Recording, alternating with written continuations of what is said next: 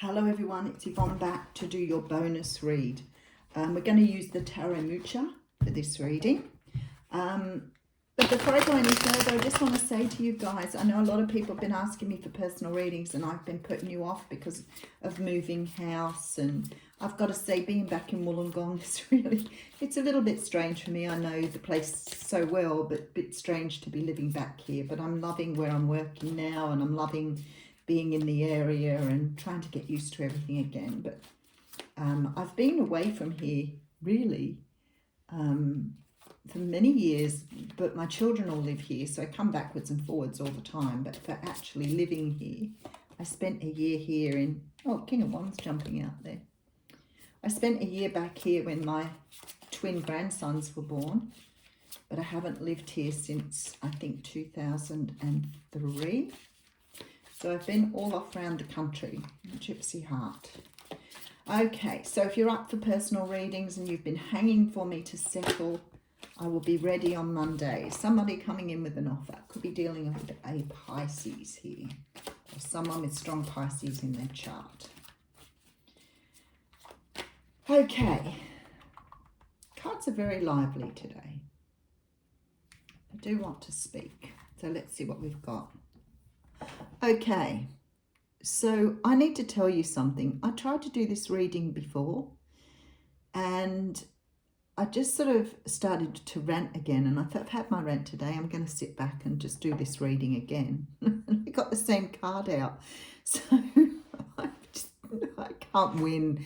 I am totally in awe of spirit. So this is the Three of Swords. Now the Three of Swords represents hurt and pain. It can represent heartbreak. But very often, because there are three swords in this card, it represents some sort of interference in a relationship, something that's holding a love back, something that is creating pain that is a third thing in a relationship. Now, for some people, this can be, you may be dealing with a water sign, by the way, Cancer, Pisces, Scorpio. For some people, this can be like falling in love with someone who's married and the pain of obviously not experiencing that love. Sometimes it can be that sword can be someone else. Now, somebody said to me yesterday they have a very dominant mother or mother-in-law. I hear that story often, family members keeping people apart with abuse and fear tactics. It's a very sad thing. It can be work too. It can be distance, it can be cultural, but there is something here keeping two people apart. And we do have here the Queen of Cups. So for some of you, and it could be you because this is a general reading, but the Queen of Cups is a very intuitive, very nurturing soul. They have a lot of emotion and they do express their emotions. So you've got someone who's very expressive here, but someone who's also holding on and won't let go of something. So it could be that whatever that third sword is that they are not able to let go of. They could have a very controlling parent, in particular a mother here. Or it could be if you've got dealing with someone who is married or otherwise attached, they could have a very controlling partner. And they are unable to let go. But because they're not letting go, they're also not connecting with spirit. So they're living through their ego. So they're unable to connect to the source, or they're refusing to connect to the source here and hanging on to what they can. We do have the Page of Wands coming in and an Ace of Wands here. So this person wants a brand new beginning, but they're having difficulty here letting go of something that's controlling them. Very, very painful for them and perhaps you here, because this person here is standing between you and your happiness. But anyway, let's have a little bit of a look deeper. There is an offer here, an offer of love. This is the Knight of Cups, again a water sign. Here's the romantic knight on the white horse, the one that you thought when you were a child was going to come and rescue you. You might be still waiting for them. I do have the card of the Lovers here. So there's a very strong bond between you and this person, regardless of what is holding you apart. Four of Cups here. So the Divine is saying here, there is an offer. There is love here. You are meant to be together, but something is still holding you apart, which is creating a lot of sadness for someone, because one of you is feeling, or both of you are feeling very much like the disconnect rather than the love. So the pain is through the separation here. There's a lot of pain in that separation.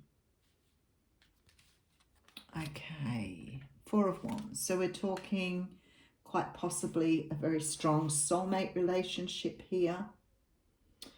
Somebody here has the potential for stability, has the potential for something, look, stability.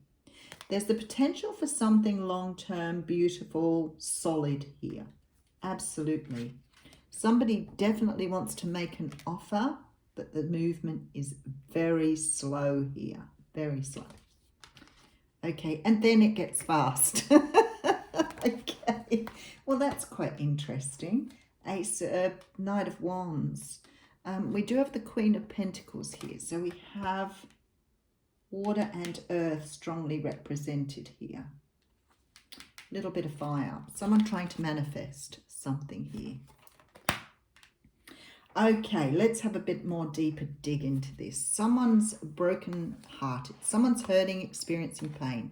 There is some sort of interference in something moving forward. Something that someone is refusing to let go of or thinks they can't let go of. They're trying to control things here. Trying to control a situation.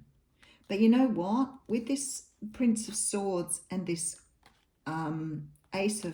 Swords, Yvonne, that's a wand. Prince of Wands and the Ace of Wands here.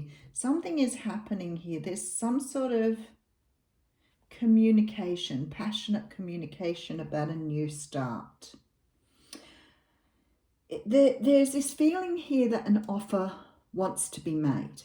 And the universe is sort of, it's divine. So the universe is trying to make someone realize that there is love here for them. There is a relationship here. There is a connection here. Something that is long-term and very, very solid, very stable. So that sort of gives rise to this fact that maybe you've not sort of had this stability in your life before, which makes me really go back and think there's a lot of childhood wounds here.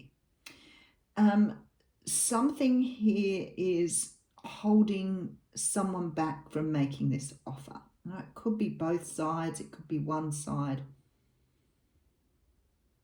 Because that mother figure's coming up in the beginning, it makes me feel that someone's probably got a very narcissistic parent or a parent that's very controlling.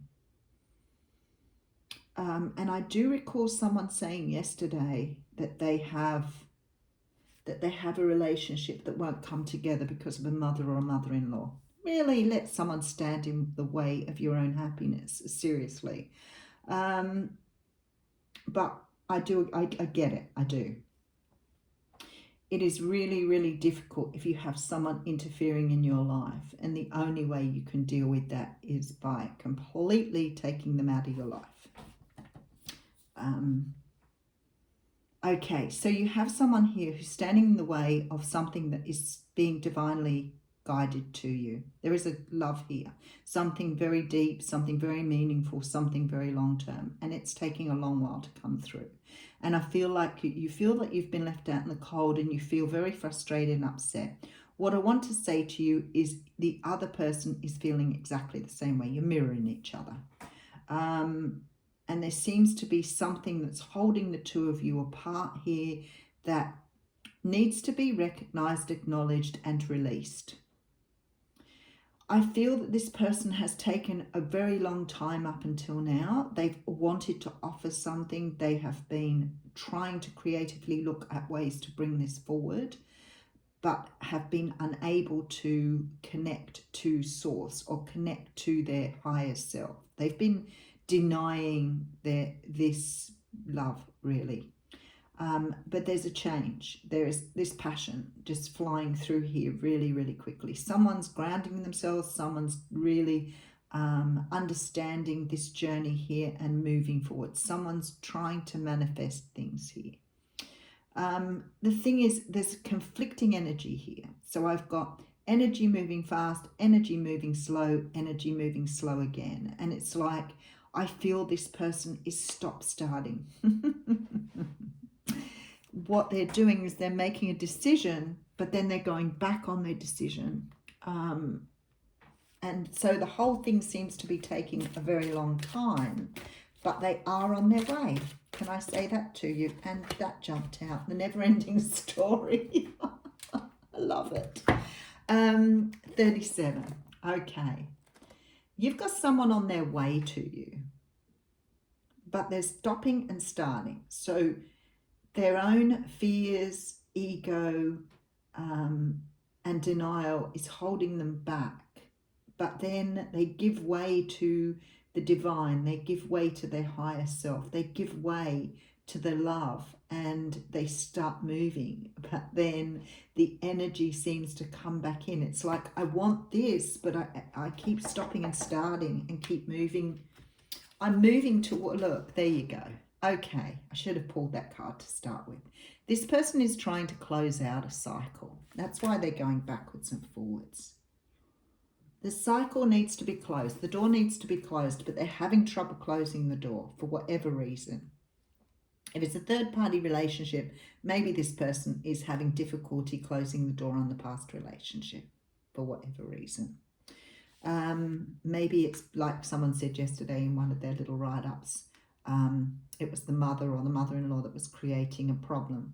So maybe this person is starting to realize that it's not the other person's life. You've only got one. I always say, you've got one go at this life. Don't get it right. Well, you might come back again, but you aren't going to remember what you did in the last life. So, okay, never-ending story. This is about self-criticism, the wounded ego, and unnecessary dramas. Isn't that interesting?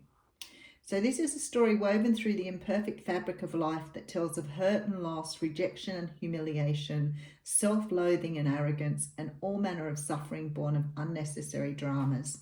It is the old story whose refrain is that you cannot do this, must not go there, should not say that, lest your world come crumbling down.